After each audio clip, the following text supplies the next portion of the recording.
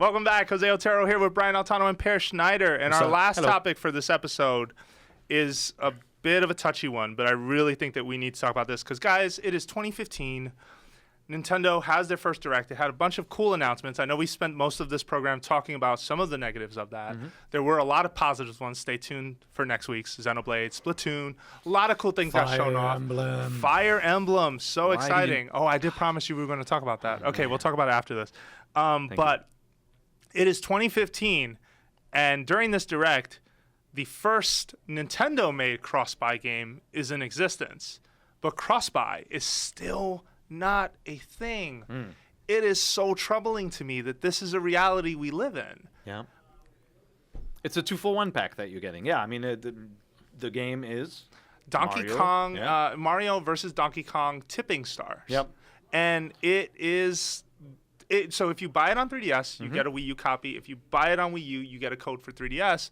And that's great. Let's be fair, right from the bat, thank you. That is a smart move. I think that's... I don't know what that says about the quality of that game, and I'm not going to make assumptions, but I'm going to say that is something that when you're trying to promote parity across two systems, fine. Yeah, that's a good way to go. But Virtual Console still exists. And we have been buying the same games split across two devices for a while now.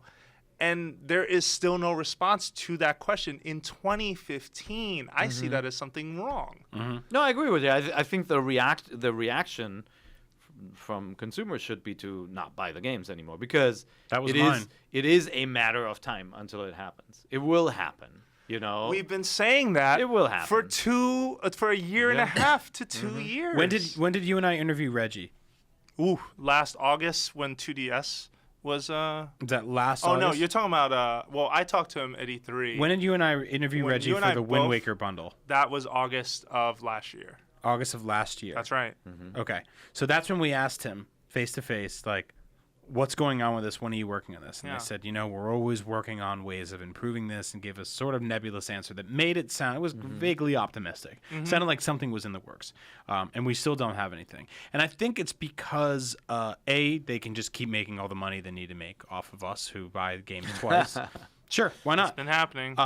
Or B, I think they're in too deep with the way these things are already there. Plus, they'd have to reach out to third parties and see if they were okay with that. Like, I have probably 25 Virtual Console games downloaded on my Wii U and maybe 35 downloaded on my 3DS. Like, are they addressing each one of those in a case-by-case situation? Say, for instance, they roll out a Band-Aid that finally brings this stuff together? Or, like, I feel like they're in too deep. And what about people who bought these games on the Wii? Like, how far does this go back? Like, I just find it embarrassing if the answer is you have to wait for the next platform. I think that in 2015, this finally has to be addressed. And I'm sorry if that seems super negative on an episode where we have been all over the place, for the most part, in terms of positivity and negativity. But I do feel that in 2015, you can't afford to not have this anymore. I feel like more and more, anyone who owns both devices doesn't feel like they have an incentive. Someone, of course, would tell me, well, Mario versus Donkey Kong is the first step. This is a first step you should have taken a long time ago. Yep, I agree. It doesn't feel like the most complex thing to solve, honestly, because it doesn't. In digital rights management, it can't be that difficult to give you the key to the same game across two different platforms. Especially when it's their games. I think the challenge that they have is just that when you're talking to mainstream consumers, how will they understand that it works for a certain Virtual Console game, but it's not going to work for Donkey Kong Country or that's I think where it gets a little bit more complicated. Sure. With the ownership question, but for Virtual Console, it would feel like a no-brainer. Yeah, especially because it's a banner that people recognize. They know what they're getting. You're getting classic Nintendo games, and the fact that it appears on both platforms just makes sense. It might be that they're just so trapped in their desire to make everything very intuitive, and they're worried that people will not understand why one game, it works with one game but not with another.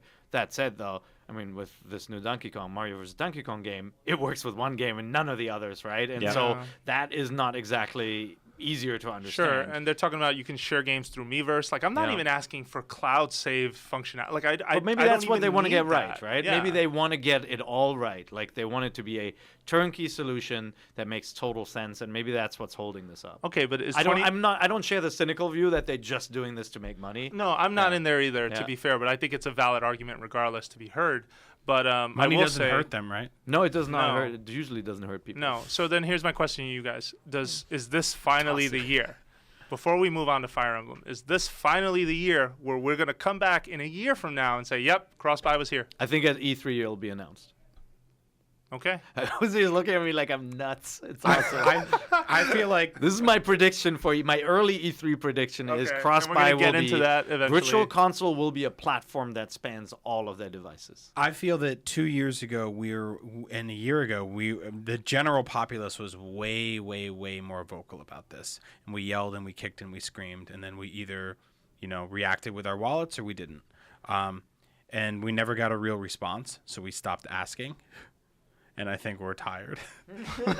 And I think they're just going to keep doing what they're doing, and they'll keep selling games. And I don't think we're going to get a solution to this anytime soon.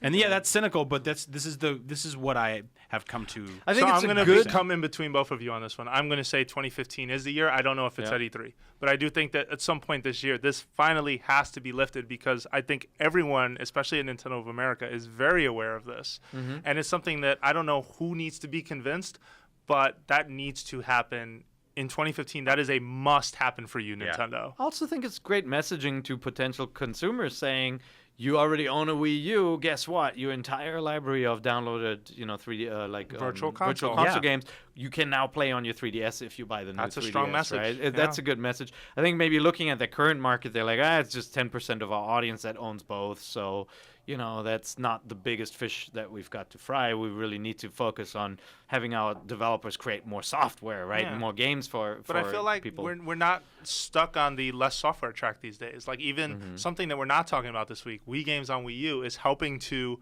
sort of bridge those gaps between software. Now, some people argue, well, why am I paying $10 for something I already own? Well, if you already own it, then you don't have to. But for folks who missed out on some of those games, Galaxy 2 was a fantastic game, but I also feel like it came out in between worlds almost. You can say that the SD era, everyone was kind of done or nearly done by that point, Yep. and that's what Wii was still doing, Yeah. and everyone was really enjoying, what 360 and what PS3 were doing at that time. And when I say, vote with your wallet, it's like, for me, like Mario Galaxy 2, if you've never played it and you can get it for $10 on The your first Wii U, week, do it. Go for it. There's Yeah. no question you should buy that. I'm talking about like a classic game you already own on the Wii U or on the Wii, and you're about to buy it again for your 3DS. I think twice about that. Yeah. Yeah. No, that's fine.